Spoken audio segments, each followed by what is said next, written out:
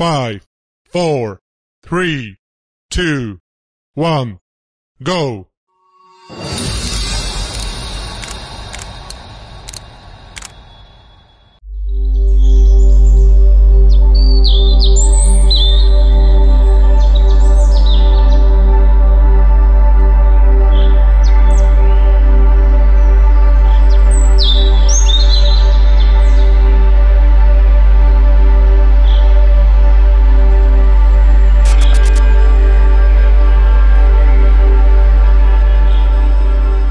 Du chemin, le silence. Juste l'eau, le vent et ces montagnes qui gardent leurs secrets. Ici, tout est brut, sauvage. C'est le terrain de jeu des vrais cas, celle qu'on ne voit qu'une fois dans une vie. Pas de confort, pas de foule, juste moi, mon matériel et l'appel du barrage. Bienvenue dans l'aventure Carpenderground.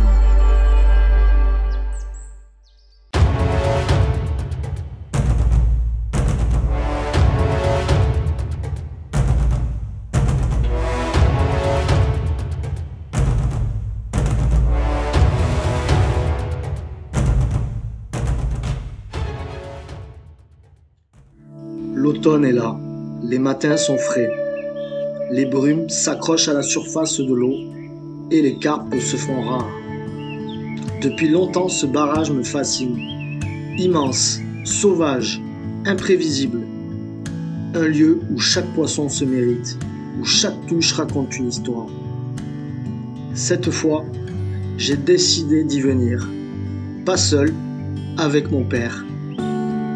2 générations, un même amour pour la pêche et une seule mission: comprendre ce barrage, l'affronter et peut-être le vaincre.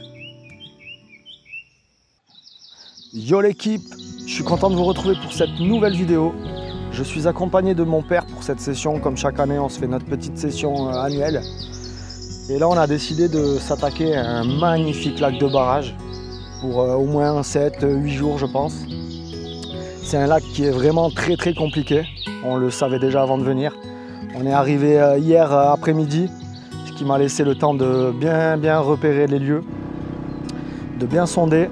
J'ai trouvé 3 spots vraiment marqués, on va dire. J'ai trouvé donc un spot au bas de la falaise, berge d'en face, dans 4,50 m d'eau, un gros arbre immergé avec des herbiers autour. Et à l'écho, j'ai vu pas mal de poissons, donc forcément j'ai posé une canne là. Je l'ai accompagné donc d'un mélange de graines et de billes. Ma deuxième canne, je l'ai placée aussi berge d'en face, mais au bas de la cassure cette fois, dans 7,50 m d'eau. Et ma troisième canne, je l'ai placée sur ma berge. Et au bas d'une cassure, pareil, j'ai vu à l'écho pas mal de poissons. Il y a 9 mètres d'eau à peu près. Donc franchement, on est bien installé. On est sur un goulet, donc forcément les poissons, c'est un passage pour eux.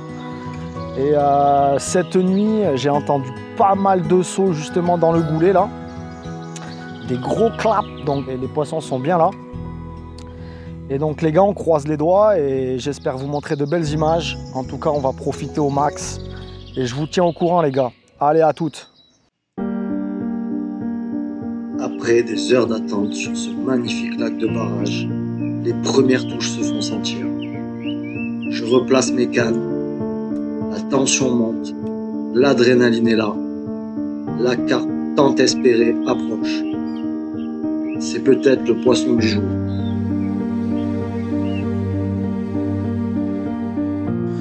Bon allez les gars, premier poisson de la session. Et quel poisson!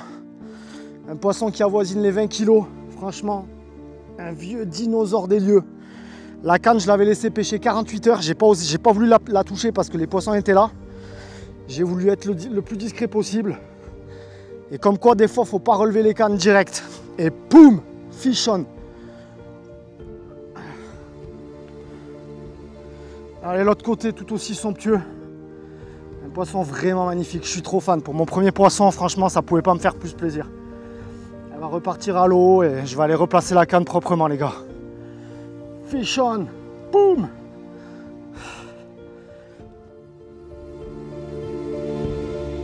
Quand on tient un miroir comme celle-là entre ses mains, on se rend compte que tous les rêves sont possibles. Chaque session, chaque instant passé au bord de l'eau nous rapproche un peu plus de ce moment magique. Rien n'est écrit d'avance, mais une chose est sûre, pour la suite, tout reste à faire et tout reste à vivre.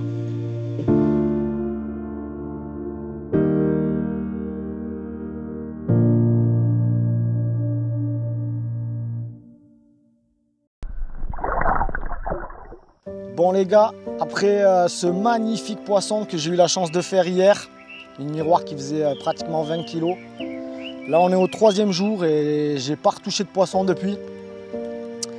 Pourtant j'ai reposé la canne exactement au même endroit. Les poissons sont bien présents sur le spot. La nuit ça saute, même la journée j'entends des sauts, des gros sauts. On voit pas mal d'activités. Donc déjà c'est rassurant, les poissons sont là, on n'a pas besoin de bouger, franchement. Il faut juste attendre, voilà, elles ont des petits créneaux où elles se nourrissent. Ces créneaux-là, il ne faut pas les louper, il faut vraiment avoir les cannes qui pêchent au bon moment. Donc on ne désespère pas les gars, hein. Un poisson déjà, donc c'est cool. Et je vous tiens au courant les gars, hein, si on fait d'autres poissons. Allez, à toutes.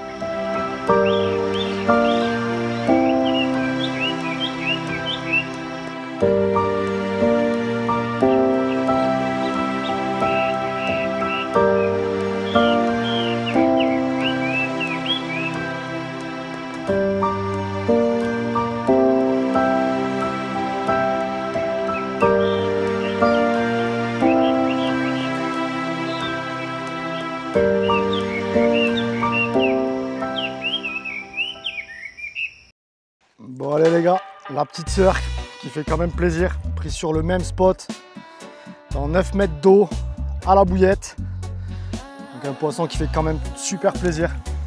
Un poisson pas très gros mais vraiment magnifique. Prise sur le même spot, dans 9 mètres d'eau au bas de la cassure de la berge d'en face. Un poisson qui m'a mis une touche retour, je pensais que c'était une brème. J'ai vu mon fil décaler, j'ai ferré et j'avais cette petite pépite au bout. Donc je suis super content quand même, ça fait plaisir. Deuxième poisson. Allez, je vais vous montrer l'autre côté. Allez, l'autre côté de ce petit poisson. Tout aussi joli. Vraiment pas grosse, mais la reproduction fonctionne ici, j'ai l'impression. Superbe, encore une miroir. Je suis super content. Allez, ça va repartir à l'eau.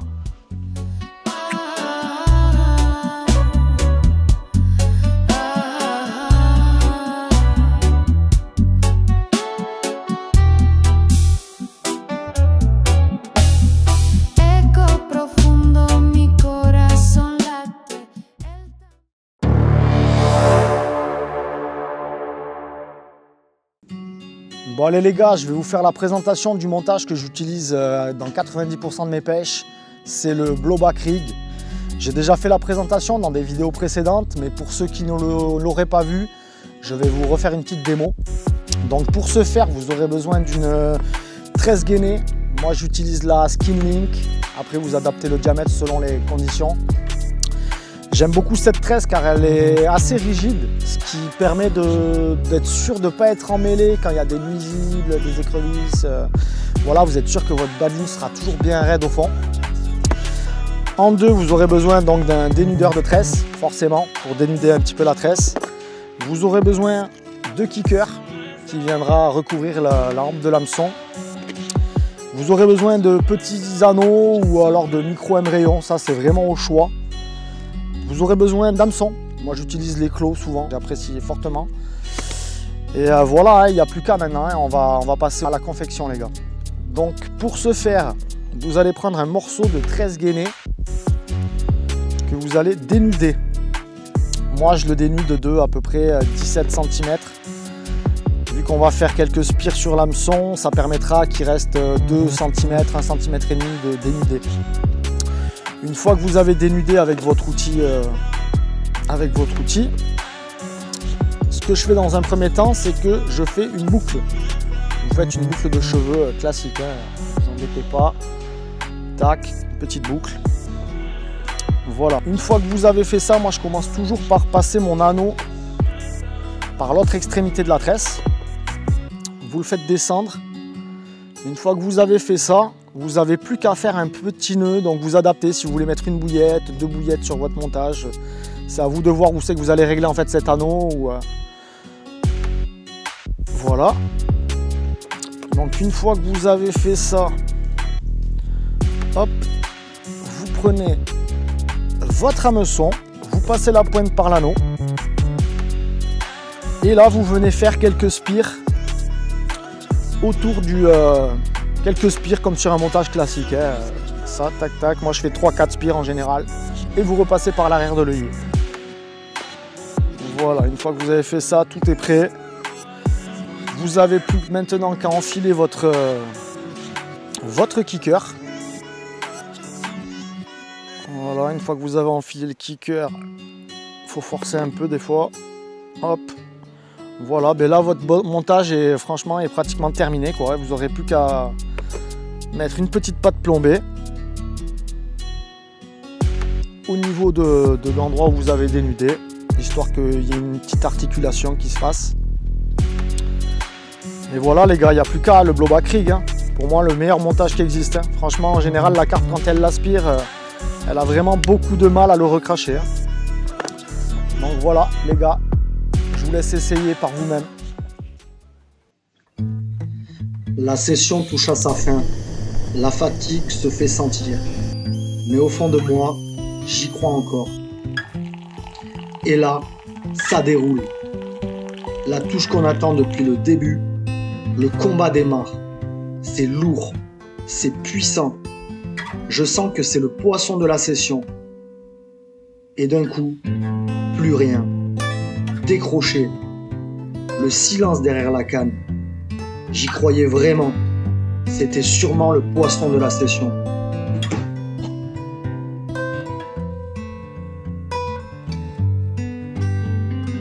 Bon allez les gars, là il est 15 h de l'après-midi. J'ai ma canne qui m'a produit le plus de départ qui s'emballe. C'est une canne que j'avais placée sous un gros chêne en fait, et je voyais les glands tomber le jour du repérage. Je voyais les glands tomber vraiment sur le spot. Donc je m'étais dit, je pense que les carpes aiment bien rester par là. Et j'avais vu à l'éco-sondeur aussi pas mal de poissons dessous. Donc qu'est-ce que j'ai fait? Forcément, j'ai placé la canne dessus. Et c'est cette canne-là qui m'a rapporté le plus de départ. Et donc là, la canne s'emballe. Je prends contact, je sens direct que c'est vraiment lourd. Je le sens, c'est un poisson qui sonde. Je sens que voilà quoi, comparé aux 3 autres poissons, rien à voir. Hein. Vraiment super lourd. Je prends le bateau. J'arrive au poisson, je fais le combat. Là, j'ai la tête de ligne qui rentre dans les anneaux. Hop, je remonte doucement. Et là, je vois un énorme miroir. Franchement, j'exagère pas. Un poisson qui faisait franchement 25 plus minimum. Je la ramène un petit peu, je la laisse faire prendre du fil un petit peu. Et là, pas même décroche. J'ai le dégoût. C'était le fiche de ma session. À quelques mètres près, je l'avais quoi. Je suis dégoûté. Moi, j'ai replacé la canne là et ça fait chier parce que je pars demain et les poissons, franchement, ces derniers temps là, franchement, ils mordent comme jamais. Franchement, je suis sur le spot. Donc voilà les gars. Bon allez les gars, petit poisson, une jolie petite boule. En plein après-midi là, il est 16 h. Hier j'ai changé une canne, j'ai passé une canne en pleine eau parce que j'ai vu de l'activité, j'ai vu pas mal de poissons à l'éco-sondeur. Et bien c'est cette canne là qui a déroulé. Je ne l'avais pas replacé depuis hier soir. Et franchement, une jolie petite boulette qui fait plaisir. Allez, je vais vous montrer l'autre côté. Allez, l'autre côté de cette petite boule. Poisson magnifique. Franchement, comme je vous disais hier, la reproduction est en place. Ça fonctionne très bien. Donc je suis ravi, même si ce n'est pas les poissons que je suis venu chercher. Ça fait vraiment plaisir. Allez, on va la remettre à l'eau. Je vais faire une photo et je la remets à l'eau.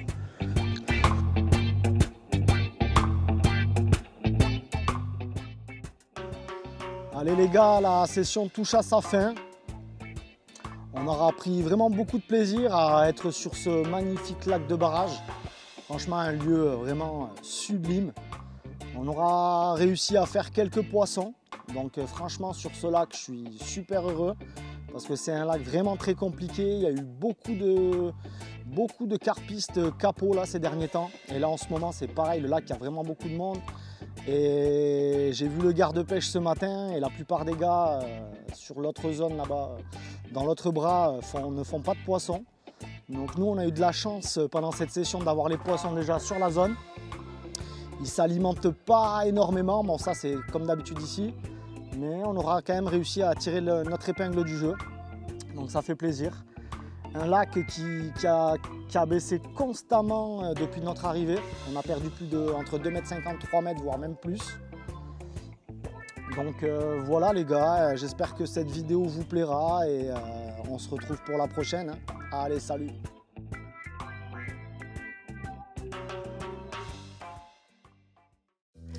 Carpe